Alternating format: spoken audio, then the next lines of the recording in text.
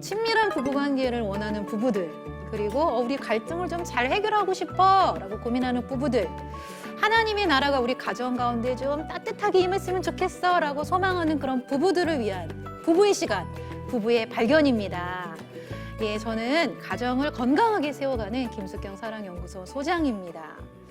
사실 우리가 가족끼리 살아가면서 뭐가 가장 어려워요? 라는 질문을 했을 때 부부들뿐만 아니라 자녀들도 이런 이야기를 해요. 소통이 안 돼요, 소통이. 말이 안 통해. 같은 언어를 쓰는데도. 예. 그래서 이 가정에서 가장 외로워하고 이 가정이 가장 힘들어하는 그런 사람들을 좀 종종 보게 됩니다. 자, 혹시 참여하신 분들은 부부 소통이 잘 되시나요? 얘기하고 싶으신가요? 자녀들과는 어떠세요? 네, 힘들죠. 정말 가장 깊은 속을 나누고 싶고 가장 공감을 서로 주고받고 싶은 관계인데 가장 공감도 안 되고 소통도 안 되는 이런 가족들을 위해서 오늘 조금 더 공감과 소통을 잘할 수 있는 내용으로 여러분과 함께 해보겠습니다. 자, 먼저 오늘의 부부의 발견 영상 보고 이어가겠습니다. 여보, 우리 다음 주 결혼기념일이잖아. 그러네. 뭐 까먹었었던 거야? 알고 있었지? 그럼 알고 있었지. 그래서 뭐 갖고 싶은 거 없냐고. 선물 사주게? 그럼. 진짜? 그냥 아무거나 사줘 자기가. 아무거나? 응. 그냥 뭐 평소에 사고 싶었던 거라든가 뭐 잘 못 살 것 같은 거 그런 거 없어? 딱히 생각나는 게 없는데 자기가 아무거나 사줘. 아무거나? 응. 아무거나? 여보. 짠. 뭐야? 결혼기념일 선물. 뭔데? 들어와. 내가 아무거나 사려고 엄청 알아봤거든? 자기한테 딱 맞는 링. 링을 사왔어. 링인데 뭐 이렇게 포장했다. 들어와.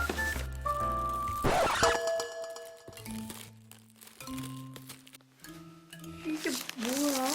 링. 자기 저번에 운동하고 싶다고 얘기했었잖아. 그래서 자기 집에서 운동할 수 있도록 내가 링 사왔어. 아니 이거는 내가 지나가면서 한 말이었지. 지나가면서 하는 말을 귀담아 듣는 남자. 아니 그러다 결혼기념 선물 이거 주는 사람이 어딨어? 여기? 진짜로? 진짜 이거야? 마음에 들지 않아? 아니 결혼기념일이잖아. 내가 그래서 물어봤잖아. 뭐 갖고 싶은 거 있냐고. 아니 그래도 알아서 잘 사라고 한 거였지. 그래서 아무거나 샀잖아. 알아서 잘, 딱, 깔끔하고 센스 있게. 아니 그니까 결혼기념일에 이거 선물한 사람이 어딨냐고. 무슨 얼어죽을 알잘딱깔센이야. 아니 그럼 아무거나 사라고 얘기하지 말든가 뭘 사달라고 얘기를 하든가. 알아서 잘 사라고 한 거지. 아니 내가 생각할 수 있는 최선은 이거야.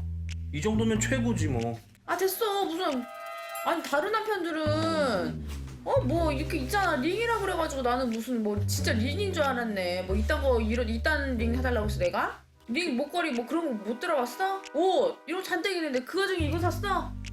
그럼 필요 없으면 쓰지 마. 안 쓰면 되잖아.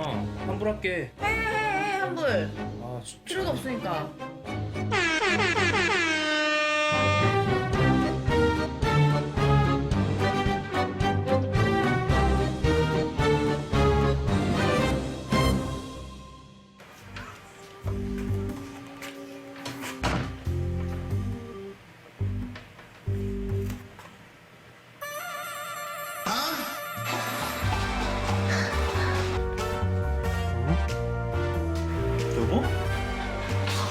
여보?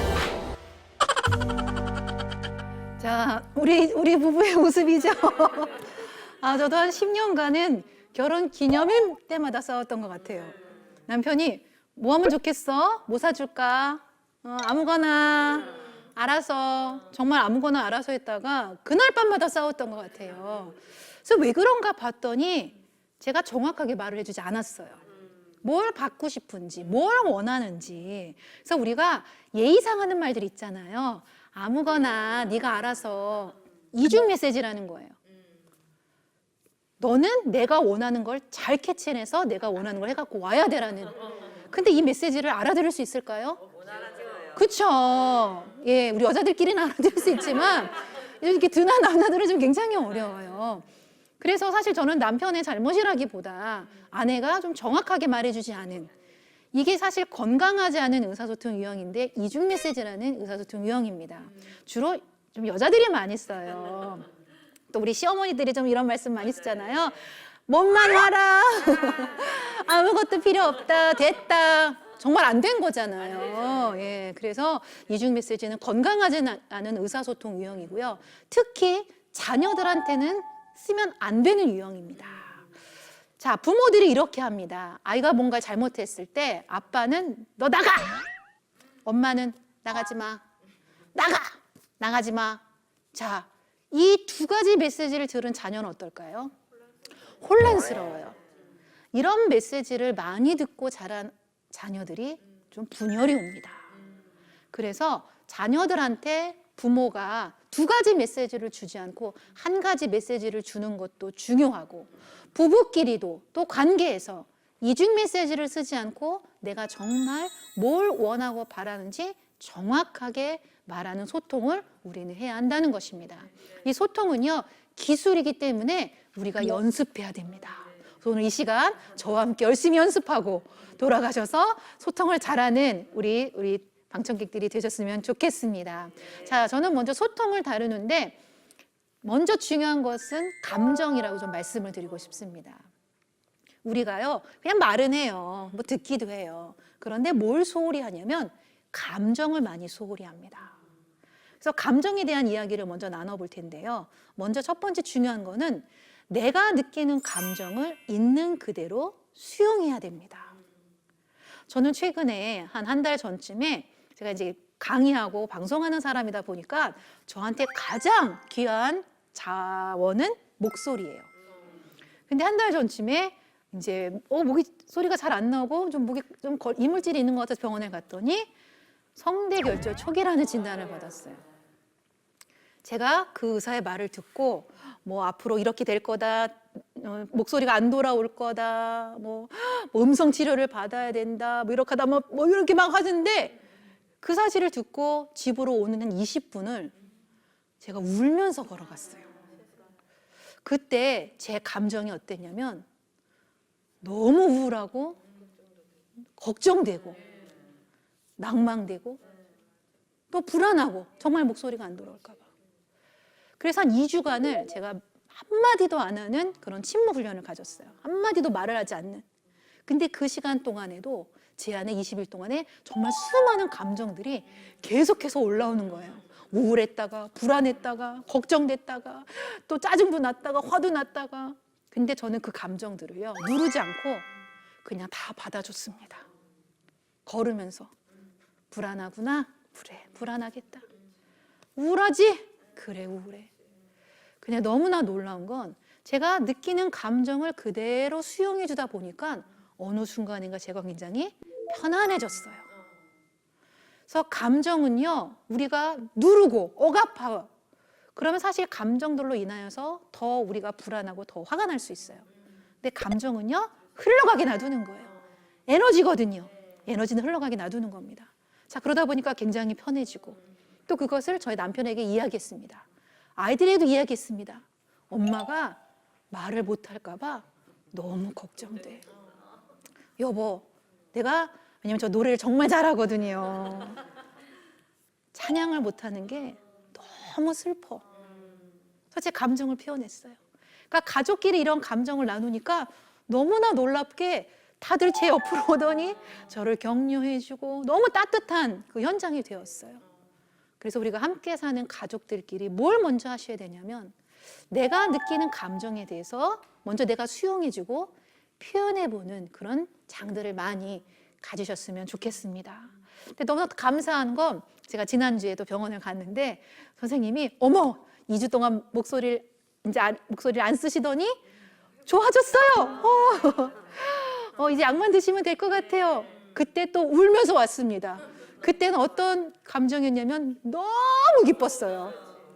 너무 기뻐서 울었어요. 예. 그래서 우리는 살아가면서 여러 어떤 사건이나 상황이나 사람들로 인해서 우리 안에 느껴지는 감정들이 있잖아요. 감정은요, 옳습니다.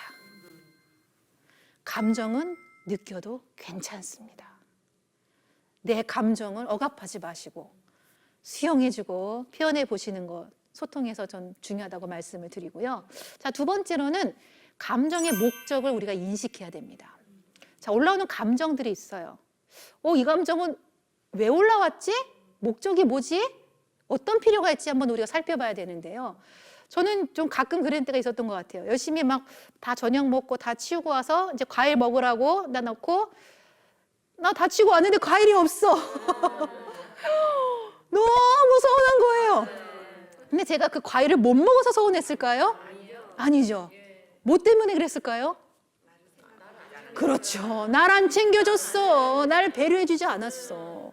배려받지 못함으로 인한 서운함이었던 거예요. 그래서 남편이 저기 냉장고에서 갖다 먹으면 되잖아. 그래서 제가 그 이야기를 했어요. 여보, 내가 이 과일을 못 먹어서가 아니라 적어도 나를 생각한다면 좀 남겨줬으면 좋았을 텐데 배려받지 못해서 좀 서운했어. 아, 그랬구나. 그다음부터 이제 좀 남겨놓습니다. 또 하나, 올라오는 감정들에 한번 질문을 해보세요. 내가 왜 이렇게 불안하지? 저는 이제 이게 방송할 때마다 이렇게 현장에서 그냥 뭐 방송 아닌 강의는 긴장도 안 하고 되게 막 연락이 열정적으로 하는데 방송만 하면 좀 약간 긴장되고 불안해요. 나 왜 불안하지? 질문을 해봤습니다. 왜 불안할까? 틀리면 안 돼. 완벽해야 돼. 이게 있으니까 불안한 거예요. 그래서 이 질문을 하고 제가 좀 편하게 얘기해 줬습니다. 수경아, 틀려도 돼. 완벽하지 않아도 돼. 그렇죠? 또 어떨 때가 우울할 때 있잖아요. 막 우울해. 그럼 또 우리가 우울을 막 눌러요. 크리스찬이 우울하면 안 돼. 왜? 믿음이 없으니까. 우울하면 안 돼. 근데 우울해하면 질문해 주는 거예요. 왜 우울하지? 왜 우울하면 안 되지? 내가 성숙하지 않은 믿음 없는 사람처럼 보일까 봐. 거기 이제 말해주는 거예요. 야, 목사님도 우울해. 사역자도 우울해. 괜찮아. 괜찮아. 또 하나, 우리가 이제 가족을 잃거나 좀 어떤 상실이 있을 때 되게 슬프잖아요. 근데 제가 크리스찬들을 보면서 너무 안타까운 게 슬픔을 누르세요. 왜 슬퍼하면 안 되지? 다른 사람이 나를 뭔가 결핍 있는 사람으로 볼까 봐, 무시할까 봐. 나는 울면 안 돼. 그런데 예수님도 우셨어. 울어도 돼. 그렇죠? 특히 우리가 상실에는 충분한 애도가 필요합니다. 가족을 잃었잖아요. 사랑하는 사람을 잃었잖아요. 물론 천국에서 만날 겁니다. 그러나 이 땅에서 함께하지 못하는 슬픔은 남아 있습니다. 그래서 우셔야 합니다. 충분히 우셔야 됩니다. 울어도 됩니다. 우울해도 되고요. 불안해도 됩니다. 그래서 내가 느끼는 감정들이 내가 불편하고 이러면 안 돼라고 느껴질 때 한번 질문해 보시는 거예요. 그리고 거기에 대해서 다르게 한번 정정해 주는 거예요. 예수님도 오셨어. 완벽하지 않아도 돼. 모든 사람들이 지금 이런 상황에 다 우울하잖아. 코로나 블루잖아. 우울해도 돼. 하면서 내 감정들에 질문해 주고 답해 주는 거를 가지시라고 말씀을 드리고요. 마지막으로는 생각과 감정의 전환을 연습하셔야 됩니다. 자, 때로는 우리가 왜곡된 생각을 가질 때가 있어요. 자, 예를 들어서 이런 이제 모임에 왔는데 사람들이 나한테 다 인사도 안 해. 옛날엔 인사했는데 오늘따라 인사를 안 하네? 그래. 다 날 무시해. 다 날 무시해. 라는 게 왜곡된 생각일 수 있다는 겁니다. 그냥 이날 사람들이 좀 뭔가 분주해서 나한테 아는 척을 안 한 것일 수 있는데 그거를 이제 왜곡된 신념으로 가져가는 거죠. 사람들은 다 날 무시해. 나는 사람들하고 만나나 봐라. 나는 평생 이렇게 혼자 살 거야. 이렇게 우리가 생각을 가져갈 수도 있다는 겁니다.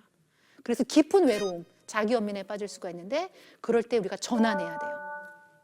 정말 다 날 무시했나? 아니야. 누군가 나한테 와서 이렇게 눈짓 해줬어. 그리고 평소에는 다른 때 만나면 다 나한테 와서 인사해.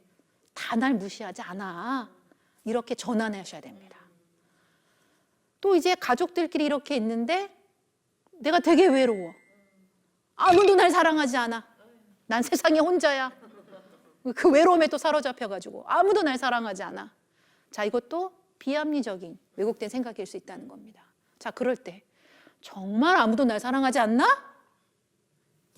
아니지. 내 남편이 조금 속세게도 그래도 다 사랑하고 애들도 다 사랑해. 그리고 나 좋아하는 친구들 2명은 날 사랑해. 자, 이러면서 우리가 부정적으로 만들고 왜곡된 이런 생각들을 전환하는 연습이 필요하다는 겁니다. 소통이 정말 안 되는 사람들 중에 어떤 유형이 있냐면 바로 이런 유형들이 있어요. 말이 안 통해. 왜 안 통할까요? 자기 생각에 사로잡혀서. 근데 그 생각이 비합리적인 생각, 왜곡된 생각일 때 소통이 안 된다는 겁니다. 그래서 그런 분들은 한번 내가 전환해보는 연습을, 이건 정말 좋은 연습이에요. 전환하면서 이렇지 않아. 그리고 사실 내가 그렇게 왜곡되고 살아갈 때 손해는 누가 볼까요? 내가 봐요. 아무도 나한테 안 와요. 그렇죠? 그래서 좀 성장해가는 그런 연습들을 하셨으면 좋겠습니다.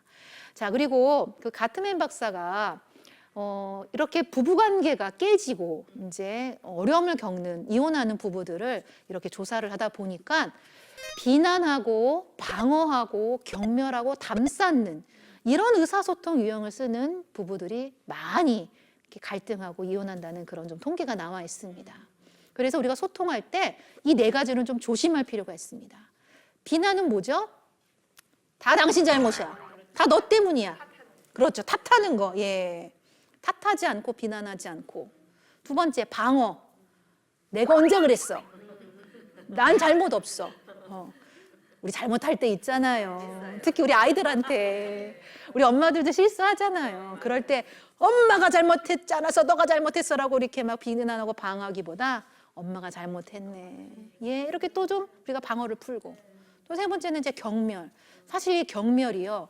우리가 언어 이제 소통하는 데 있어서 말의 문장은 한 8%밖에 안 되고요.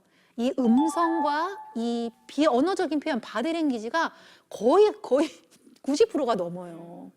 자, 이런 걸 보면요.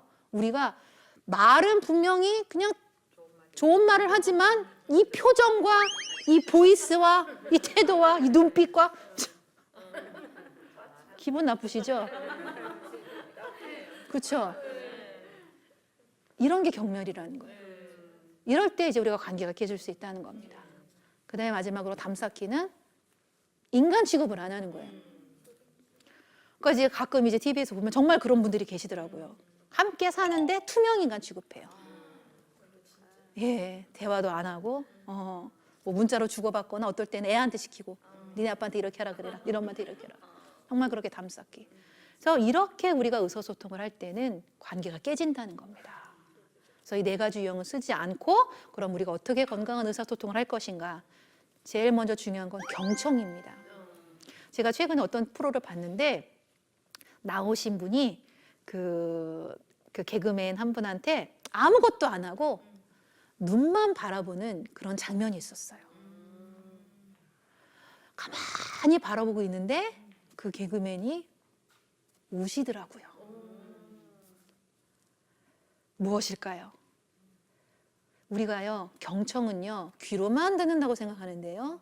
경청의 한자에는 눈목자가 있습니다.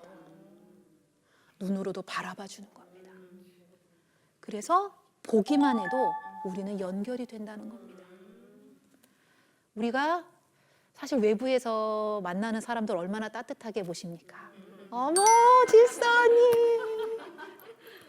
근데 집에 들어가 우리 가족들 어떻게 보세요? 레이저 나오죠? 했어, 안 했어? 이.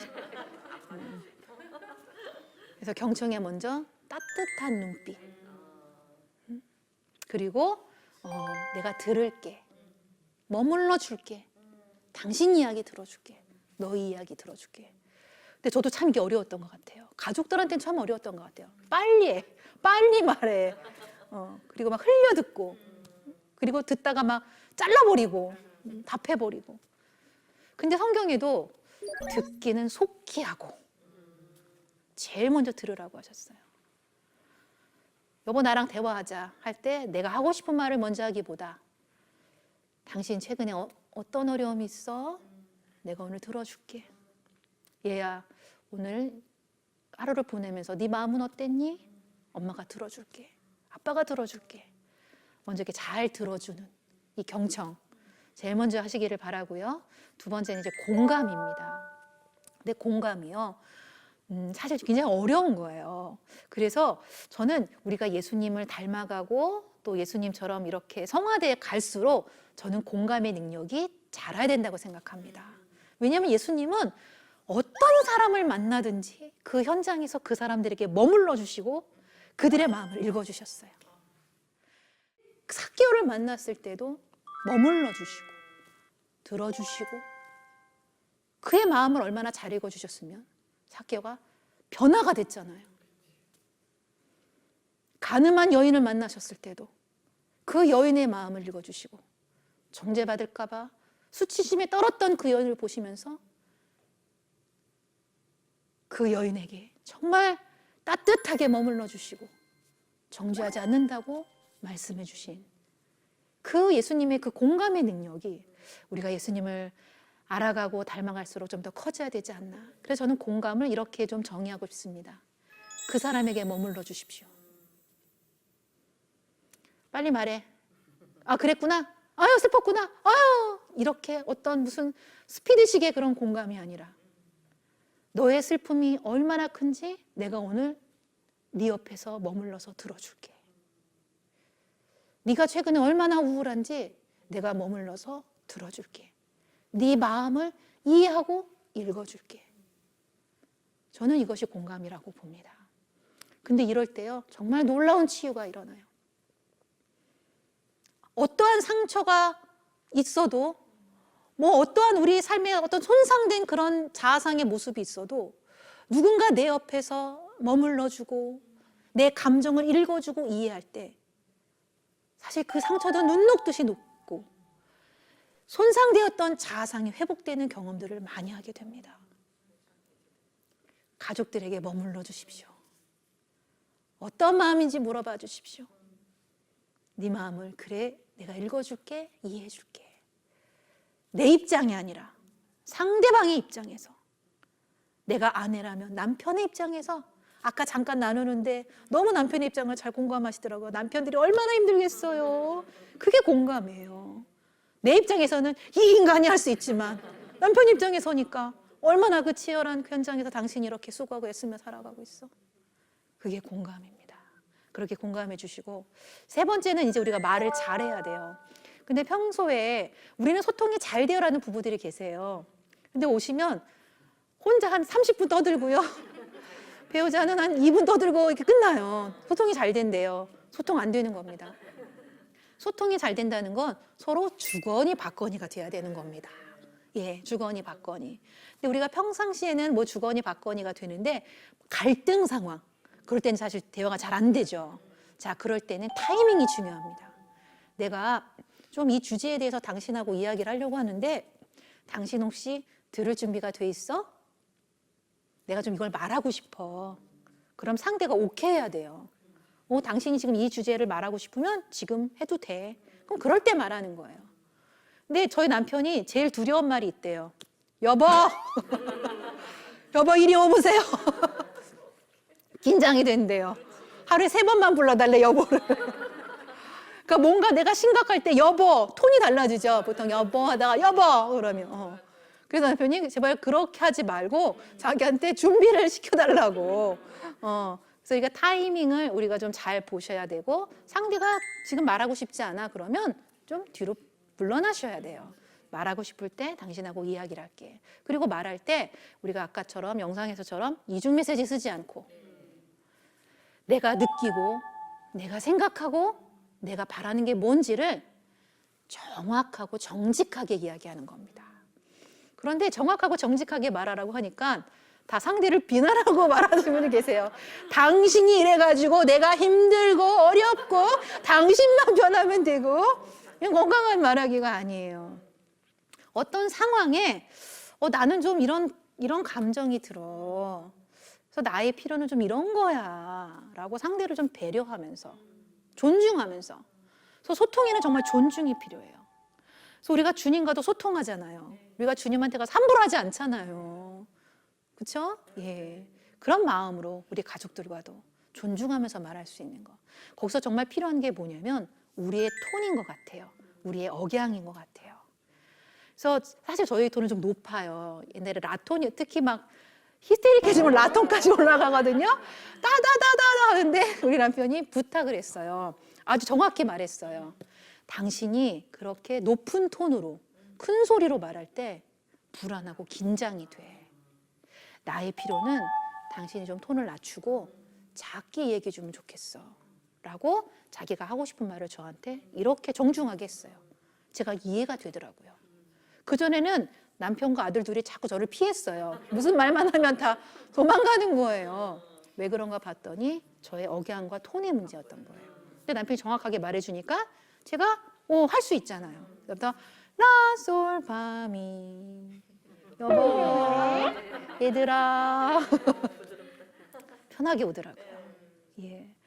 그래서 사실 우리는 이 말이라는 게 보이지 않기 때문에 우리가 막 쏟아내는데 한번 저는 그런 경험을 했어요. 제가 아이들한테 막 혼내는 거를 녹음을 해서 한번 들어본 적이 있는데 저도 깜짝 놀랐어요. 내가 이런 식으로 말하고 있구나. 그래서 가끔은 내가 말하는 걸 한번 녹음해 보세요. 내가 정말 건강하게 말하고 있는지 아니면 상대를 향해서 찌르고 상처 주고 아프게 하고 말하고 있는지. 그래서 말이라고 그냥 다 쏟아내는 거 아닙니다. 그리고 우리가 어떤 말을 할 때 특히 이제 남성분들이 좀 그런 필요를 많이 이야기하는 것 같아요. 우리는 그냥 말하는 거예요. 뭐 했어? 샀어? 왜 안 샀어? 궁금해서 묻는 거예요. 근데 그럴 때 어떤 느낌을 받냐면 자기를 무시하고 비난하는 것 같아요. 그래서 저는 커플들 상담할 때 이 이슈가 가장 많이 와요. 나를 무시하는 것 같아요. 나를 비난하는 것 같아요. 근데 우리 여자들은 아니거든요. 정말 궁금해서 샀어? 왜만 샀어? 라고 묻는 건데. 그래서 조금 톤을 바꿔서 샀어? 못 샀어? 샀으면 좋겠는데. 그래서 우리가 비난을 요청으로 바꾸면 돼요. 사, 해가 아니라 사면 좋겠어. 해주면 좋겠어. 플리즈. 우리 남편이 방송에서 플리즈를 얘기하는 바람에 플리즈가 아주 그냥 대명사가 됐는데 플리즈 좀 해주세요. 그럼 해주는 거예요. 그래서 상대가 원하는 것을 무엇인지 정확히 듣고 내가 또 정확하게 말하는 이런 주거니 받거니 말하는 연습을 좀 많이 하시고요. 특히 말하기에 우리가 뭘 좀 많이 말을 해야 되냐면 서로 정말 미안할 때 서로 미안하다고 좀 말을 좀 잘했으면 좋겠어요. 우리는 좀 방어가 많아요. 좀 억울한 게 많은가 봐요. 내가 잘못한 게 없어라고 하는데 정말 잘못했을 때 인정해 주는 거. 미안해 잘못했어. 이런 것도 필요하고 또 하나는 감사하기. 제가 최근에 어떤 분을 상담을 했는데 이제 남편분을 이렇게 떠나보내고 마지막 남편분한테 하지 못했던 그 말을 너무 슬프면서 저한테 이렇게 하셨어요. 내가 이 말을 하고 남편을 보냈어야 되는데 그 말을 못했다고. 근데 그 말이 뭔가 봤더니 여보 사랑해요. 여보 고마워했어요. 그래서 그 얘기를 들으면서 사실 우리가 하루하루 살아간다는 건 하나님이 우리에게 주신 하루의 소중한 선물이거든요. 근데 이것이 꼭 영원한 것처럼 생각해서 이 하루라는 이 선물에 또 우리의 가족이라는 이 선물에 너무 소홀히 하고 감사하지 않고 고마워하지 않는 우리의 모습을 좀 많이 보게 됩니다. 특히 이 코로나로 인하여서 우리가 정말 얼마나 많이 힘듭니까? 얼마나 많이 정말 불안하고 얼마나 많이 우울합니까? 근데 이럴 때 우리 가족끼리 모여서 그냥 한 가지씩 감사 나누기. 오늘도 우리가 이렇게 먹을 것을 주신 걸 감사하자. 오늘도 우리가 이렇게 숨 쉴 수 있게 해주신 걸 감사하자. 저는 목소리가 안 나오다가 목소리가 나오니까 이게 너무 감사한 거예요. 2주간 아무 말도 못할 때 아이들한테 엄마가 사랑해라는 말을 하고 싶었는데 못하니까 막 이렇게 할 수밖에 없는 거예요. 그러다가 내 목소리로 엄마가 널 사랑해. 너무 따뜻하더라고요. 감사를 나누시고 고마움을 나누시고 오늘 아침 내가 눈을 떠서 당신을 보면서 정말 이것이 너무 감사해요 라고 나눌 수 있는 우리 가족들이 되셨으면 좋겠습니다. 그리고 또 하나는 우리가 서로 격려를 많이 나눴으면 좋겠습니다. 우리 사실 열심히 살아왔잖아요. 애썼잖아요. 누군가 그렇게 살아온 나한테 수고했어요. 애썼어요. 잘 해냈어요. 이렇게 말해주면 어떠신 것 같아요? 좋죠. 이 이야기를 우리 가족들끼리 나누는 거예요. 그런데 중요한 건요, 격려는요, 내가 하고 싶은 말로 하는 게 아니라 상대가 듣고 싶은 말로 하는 거예요. 아빠들이 가장 힘들어하는 말이 힘내세요예요. 여태까지 힘내는데 뭘 또 힘내? 그래서 물어보는 거예요. 당신 어떤 말 듣고 싶어? 수고했어라는 말 듣고 싶어. 여보 수고했어. 애썼어. 아이들한테도 어떤 말 듣고 싶어? 최근에 우리 아들한테 물었더니 우리 큰애가 숨만 쉬어도 되라는 말을 듣고 싶대요. 그래, 숨만 쉬어도 돼. 지금은 너가 숨만 쉬고 가도 돼. 이게 격려가 된다는 겁니다. 하나님이 우리에게 주신 이 귀한 언어, 죽이고 상처 주고 고통스럽게 하는 언어로 사용할 것인가? 아니면 회복하고 격려하고 치유하는 언어로 사용할 것인가? 이거는 우리의 선택이 아닌가 생각이 됩니다. 내 마음이 편해야. 그래서 제가 초반에 그걸 다뤄드렸잖아요. 감정 다루기. 감정을 잘 다루고 편하면 우리의 언어도 편하게 전달이 될 것입니다. 왜냐하면 마음과 언어는 연결되었기 때문이에요. 그래서 여러분의 마음을 좀 잘 돌보시고 감정을 잘 표현하시면서 건강하게 소통하시는 여러분이 되셨으면 좋겠습니다. 자, 몇 가지 사연이 올라왔는데요. 한번 같이 나눠보도록 하겠습니다. 결혼한 지 3년이 되었는데도 남편과 자주 싸웁니다. 그럴 때마다 저는 대화로 풀기를 원하는데 남편은 대화를 다음에 하자면서 피합니다. 남편은 대화를 왜 자꾸 거부하는 걸까요? 우린 알겠는데. 자, 싸우고 났을 때 말하자 그러면 누가 말하고 싶겠어요? 그래서 싸우고 났을 때는 절대로 말하시면 안 됩니다. 타임아웃을 가지셔야 됩니다. 그리고 조금 서로 감정이 가라앉고 난 다음에 대화하시는 게 좋고요. 특히 우리가 감정이 격해졌을 때 감정을 다운시키는 법을 좀 알려드릴게요. 심호흡을요 3번에서 5번 하면요 감정이 좀 격강됐던 감정이 가라앉고요. 또 저는 많이 걷습니다. 이 걷기가 그 뇌과학으로도 조금 알려졌는데 걸으면요 우리가 왜 스트레스 받아 뒷목 당겨 막 이러잖아요. 정말 여기 뇌가 정말 스트레스를 받는 거예요. 근데 걸으면요 이게 좀 진정이 되고 전두엽이 활성화가 돼서요 우리가 건강하게 생각하고 판단할 수 있게 된다는 겁니다. 그래서 내가 지금 너무 말할 기분이 아니야, 너무 화가 났어, 내가 좀 걷고 올게. 걷고 와서 대화하시면 좋을 것 같습니다. 그리고 부부끼리도 어떤 대화는 집에서 나누기만 하면 싸우는 주제가 있어요. 그런 대화는요 저는 카페나 교회 가서 나누시라고 말씀을 드립니다. 좀 안전한 곳에 가서 나누시고요. 또 어떨 때는 정말 우리 부부가 해결이 안 돼, 이 주제는. 그럼 정말 해결이 안 되는 것들이에요. 우리가 갈등을 다 해결할 수는 없거든요. 그래서 그거는 좀 선반 위에 올려두시고 아니면 전 전문가를 찾아가셔서 해결하셨으면 좋겠다는 생각이 듭니다. 자, 아내는 부정적인 말을 많이 합니다. 예를 들어 저에게 뭔가를 부탁할 때 뭐뭐 해줄 수 있어? 가 아닌 이거 해주는 거 어렵지? 라는 식이에요. 그렇게 해주고 그러면 해주고 싶은 마음이 안 생기거든요. 어떻게 하면 아내가 긍정적인 표현을 쓰게 해줄 수 있을까요? 저희 남편이 보낸 사연 같아요. 제 남편도 맨날 좀 긍정적으로 물으라고. 저는 뭐 이거 하면 안 돼? 왜 안 되냐고 묻냐고. 그래서 봤더니 남자들은 특성이 자기가 능력을 발휘해서 인정받는 걸 좋아해요. 근데 이거 하는 거 어렵지? 안 되지? 이미 깎았어. 당신은 못할 거야. 그렇죠. 자존심 상하는 거예요. 그래서 어렵지? 안 되지가 아니라 해줄 수 있어? 당신은 해줄 수 있을 거라고 믿어. 이렇게 말해보세요. 그건 정말 남편들은 해냅니다. 그리고 이렇게 인정받고 칭찬받으면요, 남편들의 자존감이 올라갑니다. 그래서 긍정적으로 한번 표현해 보셨으면 좋겠습니다. 남편은 말도 없고 무뚝뚝한 편입니다. 애정 표현도 잘해주지 않죠. 그래서 서운할 때가 많은데요. 그런 남편이 휴대폰 메시지로는 안 쓰던 다정한 말투도 쓰고요. 귀여운 이모티콘도 남발합니다. 남편은 왜 이렇게 다른 걸까요? 자, 우리가 사람들을 보면요. 저는 참 말이 편한 사람이에요. 글보다. 그런데 저희 남편은 글이 편한 사람이에요. 그럴 수도 있는 거예요. 아, 말이 어려운 사람은 글로 표현이 더 편하다는 겁니다. 그래서 그 글을 그냥 받으세요. 그리고 가끔 그렇게 요청하세요. 여보, 이 보낸 이모티콘처럼 당신이 한번 액션을 취해줘봐. 이렇게. 그래서 어쨌든 서로 이렇게 다르다는 걸 좀 인식하시고, 그리고 말하기가 정말 어려운 분들이 정말 계세요. 어떻게 표현할지 모르는 분들이 계세요. 그런 분들한테 야, 소통 배웠으니까 너 말해. 폭력입니다. 그런 분들 좀 기다려 주셔야 돼요. 그리고 우리가 꼭 말로만 이렇게 전달하는 게 아니라 이 보이지 않는 표정과 태도와 억양과 눈빛과 이런 것도 언어라는, 이것도 소통이라는 거. 그래서 말이 어려운 가족들한테는 따뜻한 눈빛과 태도로 그렇게 소통하셨으면 좋겠습니다. 마지막 사연입니다. 저는 생각이 많은 사람입니다. 말을 꺼낼 때 신중하게 고민하고 말을 꺼냅니다. 무언가를 결정해야 할 때도 혼자 깊이 생각을 한 뒤 아내에게 의견을 묻는데요. 아내는 이런 저보고 답정너라고 말을 합니다. 답을 정하는 너예요.